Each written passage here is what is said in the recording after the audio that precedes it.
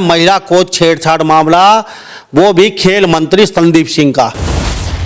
हमारे साथ उपस्थित हैं बीजेपी के बहुत ही खासम खास और बीजेपी के बड़े चहेते प्रवक्ता, नेता और एडवोकेट सुनील सोरान। मुद्दा है किसी लड़की की एक इज्जत का मामला है, लड़की की धरोहर का मामला है। आज वाला मामला बहुत ही संवेदनशील है। एक महिला खिलाड़ी है, महिला कोच है और उसके साथ एक मंत्री ने बदतमीजी की है। बंद कमरे में क्या हुआ, वहां कोई सीसीटीवी कैमरा तो थे नहीं, ना आपको पता ना मुझे पता। महिला कोच है, अपने स्पोर्ट्स मिनिस्टर के खिलाफ आरोप लगा रही है। आरोप यह है कि इसने मेरे साथ छेड़छाड़ करने की कोशिश करी। क्या संदीप सिंह इस पोजीशन में था? पहला सवाल तो इसका जवाब अफर्मेटिव में ही आता है, हाँ संदीप सिंह इस पोजीशन में था, ये काम कर सकता था। दूसरी बात, क्या वो वहां लड़की गई कि नहीं गई? तो संदीप सिंह ने एडमिट कराया कि लड़की मेरे पास आई थी। तो कहता है कि ये अपना ट्रांसफर चाहती थी पंचकुला जज्जर की बजाय, और वो मैंने कर दिया था। वो कारण तो सामने आया ही नहीं कि फिर ये भाई तेरे पास ट्रांसफर के लिए इतने ट्रांसफर कर दिया तो तेरे पे आरोप क्यों लगाएगी? संदीप सिंह को तुरंत ही मंत्री पद छोड़ देना चाहिए। अदरवाइज मैं तो सीएम साहब से कहूंगा कि अगर नहीं छोड़ता है तो आप इसको कहो छोड़ दे। एक लड़की महिला कोच लग गई और मिनिस्टर उसके साथ बदतमीजी करने की कोशिश कर रहा है। अगर संदीप सिंह को उसी दिन बर्खास्त कर दिया जाता, ठीक है, इसमें इसको बेल मिल जाएगी, अपनी बेल ले लेता, ये एग्जाम्पल बनता पूरे देश में और प्रदेश में कि भाई किसी छोरी का ने आंख उठा के मत देखो। आप क्या बात कर रहे हो? बीजेपी के मंत्री, अरे और भी सरकार में लोग बैठे हैं, सब दोगली बातें कहते हैं कि यह लड़की दोषी है, एक लड़का दोषी है। तुम नहीं हो कुछ भी बताने वाले, तुम्हें इस बात को साइंटिफिकली सोचना पड़ेगा। प्राइम ऑफिसर ही दिखता है कि संदीप सिंह ने अपराध किया है। संदीप सिंह, उसको बेल मिलती है तो अपनी बेल ले, अदरवाइज अपने इसको छोड़ के अपने बाहर निकले। क्या खापे साथ नहीं आती लड़की के तो क्या लड़की को न्याय मिल पाता? क्या इस स्टेज पे केस पहुंचता? मैं स्वागत करता हूं खापों का, मैं खापों की ताकत को भी जानता हूं। मैं स्वागत करता हूं इस लड़के के साथ खड़े हुए, पर कम है, और खड़े होने की जरूरत है, और साथ आने की जरूरत है। जब भी कोई बेटी घर से बाहर निकलेगी तो लोगों को डर होगा संदीप सिंह जैसे आदमी जो सत्ता में और पावरफुल जगह पर बैठे हैं वो फिर मिसयूज करने की कोशिश करेंगे। अगर ये संदीप बच गया तो ये जो महिला कोच है, जब ये अपनी गवाही देगी, इस संदीप सिंह की इस मामले में सजा भी होगी, गारंटेड बात है। सर, आपके मुख्यमंत्री क्या शासन प्रशासन में पकड़ बनाने में कामयाब है? क्यों नहीं है लंबा साहब? ये क्या बात हुई? साहब कैथल के अंदर सुसाइड कर लिया व्यक्ति ने, पुलिस वालों ने कहा CI2 ने कि आपकी लड़कियों को, आपके महिलाओं को नंगा कर देंगे। और भी बहुत बड़े बड़े नेता हैं जाटों के, सब किसी का कोई बयान नहीं है अब तक, और बयान आता है तो घुमा फिरा के बातें करते हैं ये। तो ये अब तक इस मुद्दे पे क्यों नहीं आए? क्या राजनीति कर रहे हैं या अपनी सीट बचा रहे हैं? या मैंने सुना नैना चौटाला के बयान, वो बिल्कुल डबल स्टैंडर्ड वाले बयान। वो कहते मैं महिला और मैं उसके साथ खड़ी हूं। तेरे को ऐसा खड़ा होना आता है? आप ऐसे खड़े होती हैं किसी महिला के साथ? थोड़ी देर में आप महिला को भी दोषी बता रही हैं। अरे है क्या एक अदना सा मंत्री तो यार, उठा के बाहर मारो उसको, मुकदमा दर्ज कराओ उसके खिलाफ, उसको कराने दो अपनी बेल और भुगतने दो। 2 दिन पहले एक बहुत बड़ी रैली हुई है, तो कहीं ना कहीं क्या लगता है, किरण चौधरी का विधानसभा क्षेत्र था वहां पे, और आपने सोचा था इतनी बड़ी रैली आपके ये कृषि मंत्री जयप्रकाश दलाल जी कर पाएंगे? वहां वो सम्मेलन तो पंच सरपंचों का सम्मेलन था, चुने हुए नए प्रतिनिधियों का सम्मेलन था जो बीजेपी की पॉलिसीज को सपोर्ट कर रहे थे। नमस्कार, स्वागत आपका हरियाणा न्यूज़ 24 में। मैं हूं मुन्ना लांबा, मेरे सहयोगी हिमांशु लांबा के साथ हम मौजूद आज एक बार फिर दोबारा से चरखी दादरी में, और हमारे साथ खास मेहमान उपस्थित हैं। चरखी दादरी का जब नाम जुबान पे आता है तो अक्सर आप सोचने लग जाते हैं कि हमारे साथ एक खास मेहमान कौन होने वाले आज खास बातचीत में। और ख़ास बातचीत में बेबाक तरीके से आज बहुत बड़ा मुद्दा है महिला कोच छेड़छाड़ मामला, वो भी खेल मंत्री संदीप सिंह का। बेबाक तरीके से बातचीत करेंगे, आप समझ चुके होंगे हमारे साथ कौन हैं। हमारे साथ उपस्थित हैं बीजेपी के बहुत ही खासम खास और बीजेपी के बड़े चहेते प्रवक्ता, नेता और एडवोकेट सुनील सोरान, जो हमेशा तरफदारी करते हैं, बीजेपी का पक्ष रखते हैं। आज ये हमारे सवालों के घेरे में हैं क्योंकि मुद्दा है किसी लड़की की एक इज्जत का मामला है, लड़की की धरोहर का मामला है, लड़की का मान सम्मान का मामला है, और वो उनके सामने हैं खेल मंत्री जो उनके खुद पार्टी से हैं, बीजेपी से हैं। तो आज इन सवालों के साथ बातचीत करेंगे, वो भी तीखे, कि ये क्या सोचते हैं और क्या कहते हैं। क्या वास्तव में ही आज तक अगर सामान्य नागरिक होता इस जगह तो जेल में ठोक दिया जाता? लेकिन आज तक ऐसा कुछ दिख नहीं रहा है। लगभग 20 दिन से ज़्यादा का समय बीत चुका है। एडवोकेट साहब, आपका हरियाणा न्यूज़ 24 पर बहुत बहुत स्वागत है। लांबा साहब धन्यवाद। आज इस दोबारा ऐसे मुद्दे पर ऐसी चर्चा करने के लिए, जब भी प्रदेश के अंदर कोई इश्यूज होते हैं, आपका पॉपुलर चैनल मुझे टच करता है और मैं और आप इस बारे में बातें करते हैं। आज वाला मामला बहुत ही संवेदनशील है। एक महिला खिलाड़ी है, महिला कोच है, और उसके साथ एक मंत्री ने बदतमीजी की है। सर, बदतमीजी की है? हम तो ये सोच के आया था बीजेपी के पक्षधर रहे हैं हमेशा, किसान आंदोलन हो, चाहे पीछे की जो ये ई टेंडरिंग का मामला हो, अब इसमें भी सरकार का पक्ष रखा आपने, लेकिन आज आप कह रहे हैं बदतमीजी की है, तो ये कुछ सोचने वाली बात है। हम तो ये सोच के आए थे आज भी आप बीजेपी का पक्षधर रहेंगे और कहीं ना कहीं मुख्यमंत्री का बचाव करेंगे, मनीष ग्रोवर का बचाव करेंगे, प्रोफेसर रामविलास शर्मा का बचाव करेंगे, क्योंकि ये उनके पक्ष में बोल रहे हैं। तो ये कहीं ना कहीं समझने वाली बात नहीं है। आज आप लड़की के साथ आ रहे हैं तो कुछ सोचने वाली बात नहीं है। लांबा साहब, मैं पेशे से वकील हूँ। मैं समाज में भी मेरी तरफ से प्रयास किया भागीदारी करने का, खापों के अंदर भी जाने का, लोगों के बीच में टच रहने का मैंने प्रयास किया है। और वकील के तौर पे मैं सोचता हूँ इस मुद्दे को, इसलिए मैंने कहा कि यस, संदीप सिंह ने बदतमीजी की है। और मैं इस कंक्लूजन पे क्यों पहुंचा मैं ये भी बताऊंगा। और जैसे आपने दूसरी बात कही कि माननीय मुख्यमंत्री ने जो कहा और जो बाकी मंत्री और जो पूर्व के रहे मंत्री बोल रहे हैं, उसका क्या इम्पैक्ट है। लांबा साहब, इसको इस तरह समझने की जरूरत है। कई बार सब चीजें सामने तो होती नहीं। ऐसा बंद कमरों में क्या हुआ, उसके लिए एक आरोपी है और एक है जिसने आरोप लगाए हैं, एक विक्टिम है और एक अक्यूज्ड है। बंद कमरे में क्या हुआ, वहां कोई सीसीटीवी कैमरा तो थे नहीं, ना आपको पता ना मुझे पता। बाहर हमारे पास एक अधिकार है कि अपनी एक राय प्रस्तुत कर सकें, लेकिन कानून बड़ा साइंटिफिक है, वैज्ञानिक चीजें हैं। जब आप इसके ऊपर अपना कंक्लूजन रखते हो तो आप पूरे सर्कमस्टांसेस को, कि वहां क्या हुआ, कैसा माहौल है, क्या कुछ चीज है, उसको समझते हो। अब बात है, एक लड़की, एक जो महिला कोच है, अपने स्पोर्ट्स मिनिस्टर के खिलाफ आरोप लगा रही है। आरोप यह है कि इसने मेरे साथ छेड़छाड़ करने की कोशिश करी, कपड़े फाड़े, ये आरोप है। तो इसमें आप ये समझते हो कि क्या संदीप सिंह इस पोजीशन में था? पहला सवाल, क्या संदीप सिंह इस पोजीशन में था कि वो ऐसा कर सकता था? तो इसका जवाब अफर्मेटिव में ही आता है, हाँ, संदीप सिंह इस पोजीशन में था, ये काम कर सकता था, क्योंकि वो खेल मंत्री है और उसने महिला कोच को बुलाया। दूसरी बात, क्या वो वहां लड़की गई कि नहीं गई? तो संदीप सिंह ने एडमिट कराया कि लड़की मेरे पास आई थी। फिर एक महत्वपूर्ण सवाल ये उठता है कि ये आरोप उस लड़की ने उसके खिलाफ क्यों लगाए? तो इसका जवाब कौन देगा? संदीप सिंह। संदीप सिंह कहता है मेरे खिलाफ झूठे आरोप हैं। तो भाई तेरे खिलाफ इसने झूठे आरोप क्यों लगाए? संदीप सिंह अपनी सफाई में कहता है कि ये लड़की मेरे पास आई थी, यानी उसने एडमिट कर लिया भाई ये लड़की आई थी। दूसरी बात कहता है कि ये अपना ट्रांसफर चाहती थी पंचकुला झज्जर की बजाय, और वो मैंने कर दिया था। वो कारण तो सामने आया ही नहीं कि फिर ये भाई तेरे पास ट्रांसफर के लिए इतने ट्रांसफर कर दिया, तो तेरे पे आरोप क्यों लगाएगी? साधारण बात यह है कि प्राइमा फेसा सामने देखते देखते, और ये कानून की प्रिजम्पशन है भाई। ये ठीक है कि बाद में तो इन्वेस्टिगेशन होगी, जानकारी ली जाएगी, पूरी जांच होगी, जो भी कुछ होगा, लेकिन शुरू में तो क्या देखते हैं मामले को? Prima facie. तो प्राइमा फेसाई तो बिल्कुल ये दिखता है कि इस लड़की के साथ इस संदीप सिंह ने छेड़छाड़ की है। सुनील जी, चलो मान लेते हैं, आपने माना, चलो पहले बार कैमरे के सामने कहीं ना कहीं लड़की के साथ खड़े दिखाई दे रहे हैं। ये एडवोकेट सुनील चौरान जी चरखी दादरी से हैं, हरियाणा राज्य से, बीजेपी के अच्छे खासम खास प्रवक्ता, हमेशा बातचीत रखते हैं। आपने माना यह बात तो चलो साथ छेड़खानी की है, लेकिन इस समय लड़की के पिताजी ने कहा कि लड़की ने कई बार मुझे कहा कि पिताजी मेरे साथ मंत्री जी कभी तो मतलब दूसरे तरीके की बातें करने लग जाते हैं और कभी कभी अच्छी अच्छी बातें करते हैं। तो दूसरे तरीके की बातें वो पिताजी को निवली खुल के मुझे बता नहीं पाई, एकदम खुल्ला खुल्लम कैसे पिताजी लड़की अपने पिताजी को बताती, लेकिन उन्होंने इशारों में कई बार कहा। तो सेक्सुअली हरासमेंट तो उनका हुआ है। इस जगह अगर कोई सामान्य नागरिक होता, कि मैं होता या कोई और होता, चलो आपकी बात नहीं करें, आप तो बीजेपी के, आप भी छूट जाती, चलो इस जगह आप होते तो, क्योंकि आपके पास भी पावर है, लेकिन सामान्य नागरिक जो देख रहे हैं वो होते तो क्या अब तक अंदर नहीं चले जाते? वो क्या पुलिस उठा के अंदर नहीं रुके? क्या पुलिस वीआईपी ट्रीटमेंट देती है उनके घर पे? लांबा साहब देखो, एक जनप्रतिनिधि में और एक आम आदमी में अंतर तो होता ही है, ऐसी बात नहीं है, लेकिन कानून सबके लिए एक है। जिस प्रकार से आप कह रहे हो बातचीत ऐसे ही, ये जो तरीका है, इसका जो वे आउट है वो इसी तरीका का होना चाहिए था।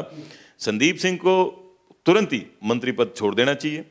अदरवाइज मैं तो सीएम साहब से कहूंगा कि अगर नहीं छोड़ता है तो आप इसको कहो छोड़ दे। आपने जो इसको शील्ड किया, ये बचाव था, जैसे आपने कहा कि महिला अनगढ़ बात मैं ना, अब इससे जांच प्रभावित होती है, क्योंकि इसका फर्क ये पड़ेगा कि अब जो जांच रिपोर्ट आएगी उसमें जांच अधिकारी को ये ध्यान रखना पड़ेगा कि चीफ मिनिस्टर इस बारे इस चीज को अनर्गल कह चुके हैं, अनर्गल कह चुके हैं।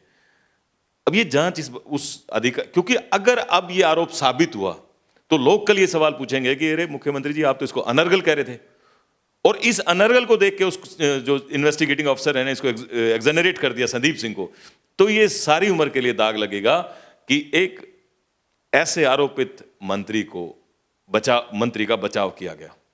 तो लांबा साहब ये बड़ी ऐसी पिक्यूलियर सिचुएशन डेवलप हो गई है प्रदेश के अंदर, कोई दो राय नहीं। मैं ऐसा महसूस करता हूं बिल्कुल आत्मा से कि माननीय मनोहर लाल जी इस प्रदेश के अब तक के सबसे अच्छे चीफ मिनिस्टर साबित हुए हैं।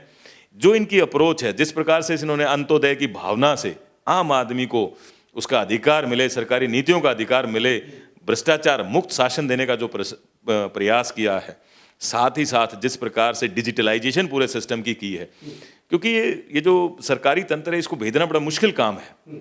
जो उन्होंने काम किया है, ये एक मामला प्रश्न चिन्ह लगा देगा। दूसरी बात, हरियाणा भी एक, बेटी बचाओ बेटी पढ़ाओ, ये दो अभियान आपका नारा था।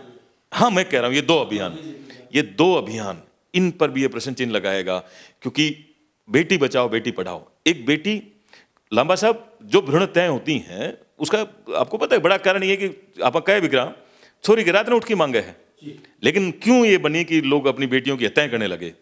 उसका कारण ये था क्योंकि उसकी परवरिश, उसकी पढ़ाई लिखाई तड़के या कॉलेज में जागी, वो एक sense of respect, self respect की जो भावना, तड़के या कोई और इसके साथ अप्रिय घटना ना घट जाए। और जब ये हालात हुए, एक लड़की महिला कोच लग गई और मिनिस्टर उसके साथ बदतमीजी करने की कोशिश कर रहा है, ये तो बहुत बड़ा मैसेज है। अगर संदीप सिंह को उसी दिन बर्खास्त कर दिया जाता, ठीक है इसमें इसको बेल मिल जाएगी, अपनी बेल ले लेता, ये एग्जाम्पल बनता पूरे देश में और प्रदेश में कि भाई किसी छोरी गाने आंख उठा के मत देखो, और लोग प्रोत्साहित होते जिन बेटी वाले हैं। मैं भी एक बेटी का बाप हूं, मैं उस बच्चे को भी अपनी बेटी की तरह देखता हूं, तो हमारे जैसे जो बेटी के बाप हैं उन लोगों को एक हौसला मिलता है कि यहां सोशल सिक्योरिटी है, यहां डर और भय की कोई बात नहीं है। अगर ये लड़की इस मामले में हार गई तो इस जितनी बेटियों के बाप हैं उन सब के लिए तकलीफ दे होगा, और हर आदमी दो बार सोचेगा अपनी बेटी को अपने घर से बाहर भेजने के लिए। तो ये मुद्दा छोटा नहीं है, ये बेटी बचाओ बेटी पढ़ाओ का जो अभियान माननीय प्रधानमंत्री का, मुख्यमंत्री का है, ये उस पर सवाल उठाएगा। दूसरी बात लांबा साहब, क्योंकि आज मुझे भी बहुत पीड़ा हो रही है, तकलीफ में हूं मैं भी, कि जिस प्रकार से इस मामले को आगे बढ़ाया गया, एक ऐसा आरोपी, क्योंकि चीजों को साइंटिफिक देखा जाना चाहिए, और मैं तो प्राइमा फेसा ये बिल्कुल दिखता है। मैं आप क्या बात कर रहे हो, बीजेपी के मंत्री, अरे और भी सरकार में लोग बैठे हैं, सब दोगली बातें कहते हैं कि यह लड़की दोषी है, एक लड़का दोषी है।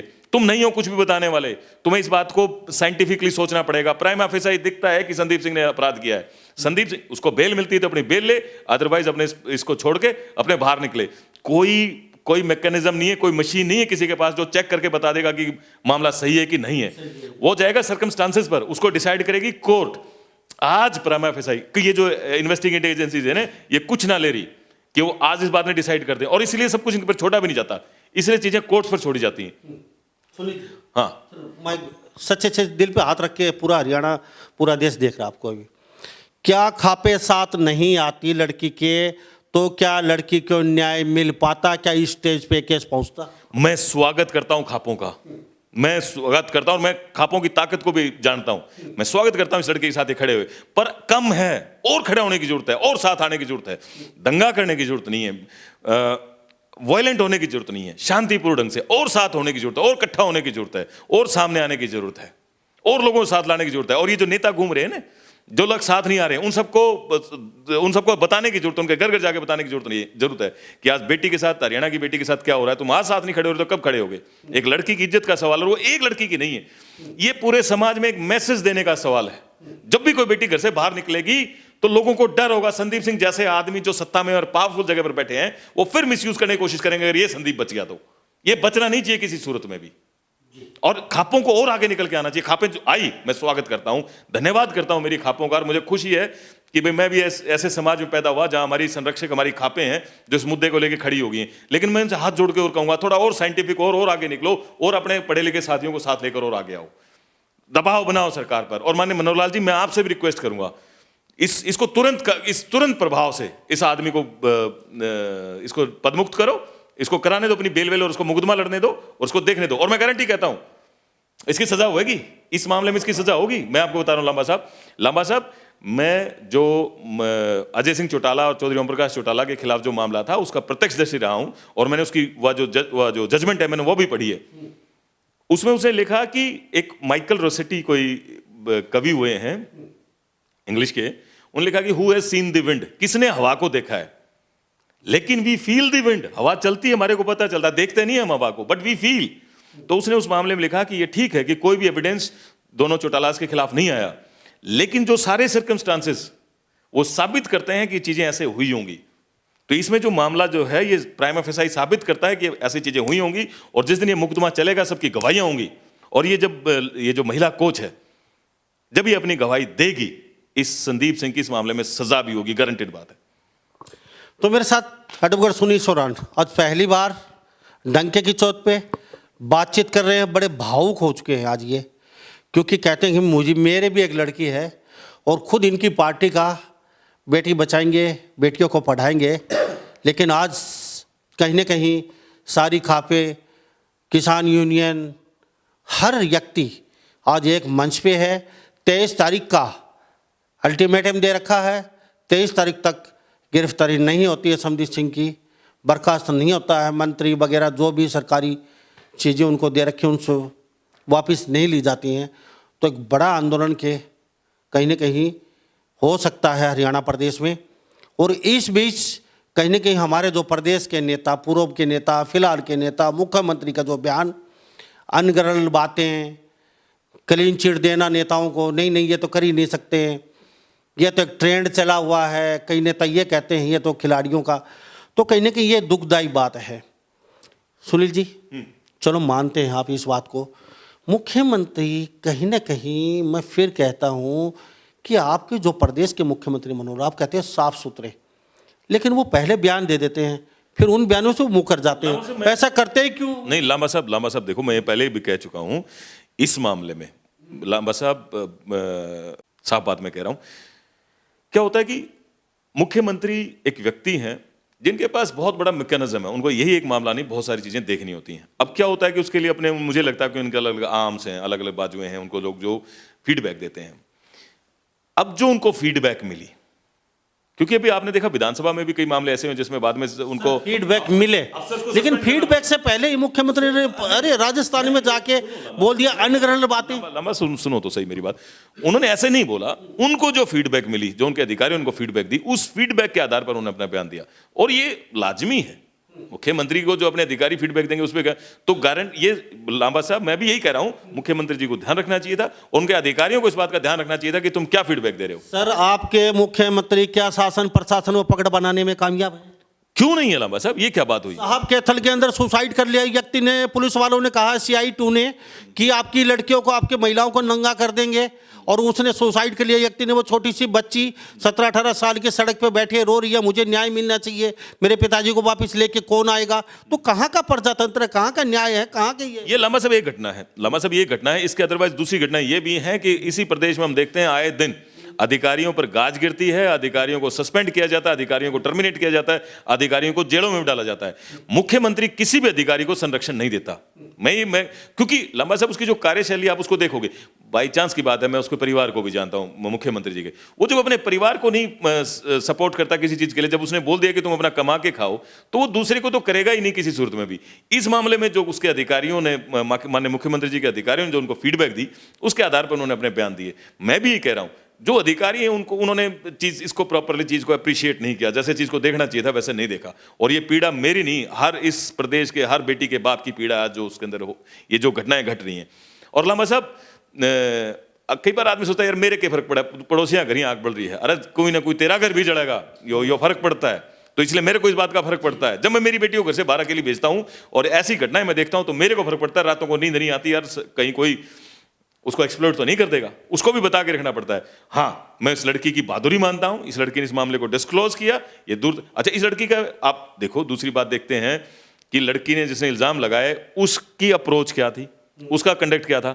उसने मुख्यमंत्री को टच करने की कोशिश की, उसने IG DIG को टच करने की कोशिश की, और फिर जब ये बात नहीं बनी तो वो विपक्षी नेता अभय सिंह चौटाला के घर गई, उनको बताई, एक प्रेस कॉन्फ्रेंस की, तो दिखता है कि लड़की एक रास्ते पे चल रही है, लड़की के साथ घटना घटी, तो अब एक साधारण बात है, वो एक महिला कोच है जो सर्विसेज में है और टकराव उसका एक मंत्री के साथ है, तो ये एक साधारण सी बात है कि उसको बेचारी को बहुत सोच समझ के एक कदम उठाना पड़ेगा। बहुत गरीब घर से। हाँ, मैं लड़के घर पे गया हूँ, सब रहने के लिए जगह नहीं उनके पास।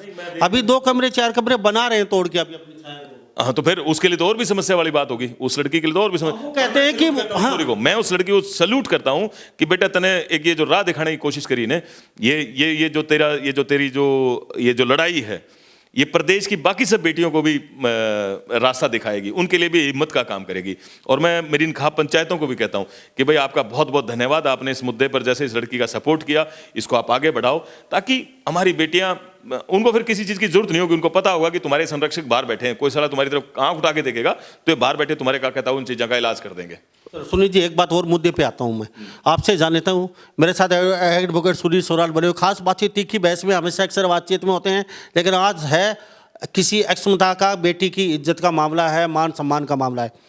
जाट नेता डिप्टी सीएम दुष्यंत चौटाला, उनके माताजी बाड़ा से आपके बिल्कुल नजदीक से विधायक हैं, वो लगा लीजिए, ओम प्रकाश धनखड़ लगा दीजिए, बीजेपी के नेता, सब और बड़े बड़े नेता हैं, सौमीर सांगवान लगा लीजिए निर्दलीय विधायक, चलो वो तो निर्दलीय उनकी छोड़िए, बाकी और भी बहुत बड़े बड़े नेता हैं जाटों के, सब किसी का कोई बयान नहीं आया अब तक, और बयान आता है तो घुमा फिरा के बातें करते हैं ये। तो ये अब तक इस मुद्दे पे क्यों नहीं आए? क्या राजनीति कर रहे हैं या अपनी सीट बचा रहे हैं या फिर? लांबा साहब, मैं तो हाथ जोड़ के कहूंगा दुर्भाग्यपूर्ण। पर भाई अब ये जैसे हैं उसे न बयान देने उन्हें जो बात करनी थी वो कहने आई, मैंने सुना नैना चौटाला के बयान, वो बिल्कुल डबल स्टैंडर्ड वाले बयान। वो कहते मैं महिला और मैं उसके साथ खड़ी हूं, तेरे को ऐसा खड़ा होना आता है? आप ऐसे खड़े होते हैं किसी महिला के साथ? थोड़ी देर में आप महिला को भी दोषी बता रही हैं, ऐसे खड़े होते हैं किसी महिला के साथ? तो भाई लांबा साहब, मैं तो इन बातों को दुर्भाग्यपूर्ण कहूंगा और कुछ नहीं। अरे है क्या, एक अदना सा मंत्री तो यार उठा के बाहर मारा, उसको मुकदमा दर्ज करा उसके खिलाफ, उसको कराने दो अपनी बेल और भुगतने दो। कहां किस बात पे कोई फर्क पड़ रहा है? पूरे देश में इस बात की वाहवाही होगी कि हाँ भाई एक ऐसी सरकार दी। अरे भाई लांबा साहब, अपने बालक भी तो गलती कर दी हैं। हमारे गांव में पड़ोसी गांव है काकड़ोली, उसके में कई साल पहले किसी लड़का ऐसी था बदमाश और उसने गलतियां कर दी। उसके बाप ने उसको उठा के मरीडे में डाल के जिंदा जला दिया, बोले तू जा यहां से। अरे तो एक ये मंत्री इसके क्या ये लंबी चौड़ी कहानी लिए बैठा हुआ है? और अगर इस मामले में कुछ जाता है तो जाओ, जाने दो चीजों को, कोई बचाने की जरूरत नहीं है। क्या करेंगे आप इस चीज को, जो एक्चुअल मैसेज है वही अगर आप नहीं दे पाए तो लांबा साहब, मैं तो सिर्फ दुर्भाग्यपूर्ण कहूंगा। और मैं ये भी नहीं कहूंगा कि मैं छोटा सा आदमी उनके खिलाफ बयान नहीं दे सकता, मैं कोई छोटा आदमी नहीं हूं, मैं तो दूंगा इनके खिलाफ बयान। कोई मतलब है क्या?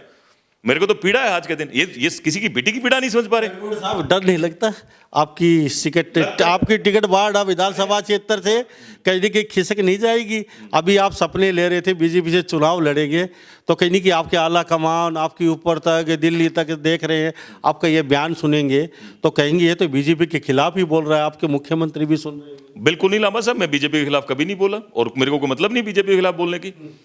भारतीय जनता पार्टी ने इस देश को राह दिखाई है, नया रास्ता दिया है, बुलंदियों पर भारतीय जनता पार्टी इस देश को लेके जाने लग रही है। ये तो एक विशेष मुद्दे की जो बात कर रहे हैं उस पर मेरी चर्चा है, ये सिर्फ उतने तक सीमित है।